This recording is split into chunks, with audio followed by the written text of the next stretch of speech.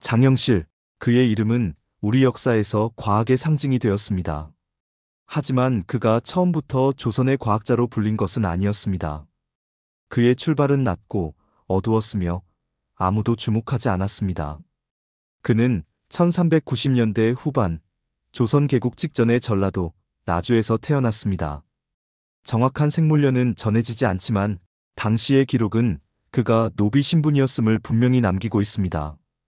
어머니는 궁중의 직업종인 즉 궁녀 출신으로 보이며 아버지에 대한 기록은 전무합니다. 이것이 바로 조선 최고의 과학자가 걸어야 했던 출발선이었습니다. 조선은 유교적 신분 질서가 엄격한 나라였습니다. 양반, 중인, 상민, 그리고 천민.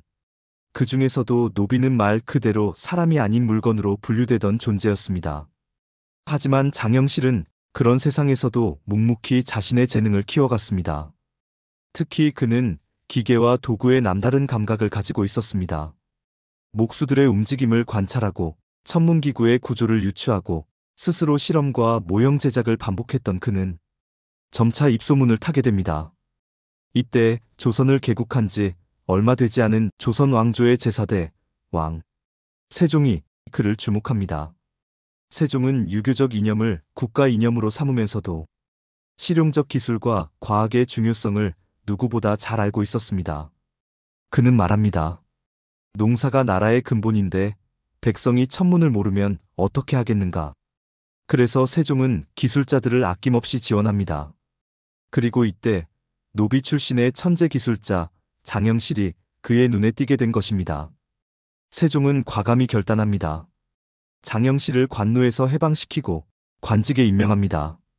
그가 받은 첫 관직은 산관인 관노 종육품 기술직이었고 이는 곧 조선 최초의 천민 출신 과학관료의 탄생을 의미합니다.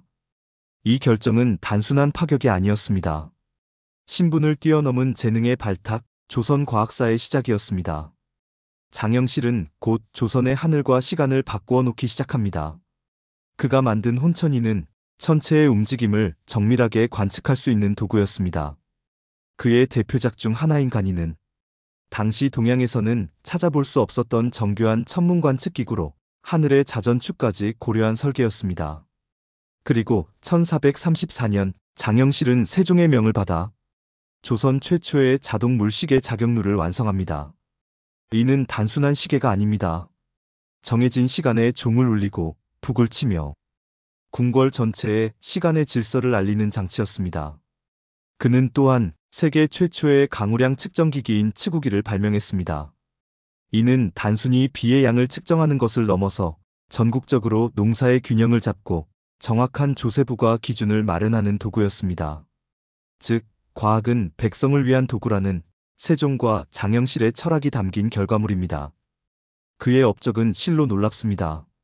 앙부일구 해시계, 수표 수위 측정기, 현주일구 휴대용 해시계 등 수많은 기구들이 그의 손에서 탄생했습니다. 그는 과학기술뿐 아니라 국방기술 개발에도 참여합니다.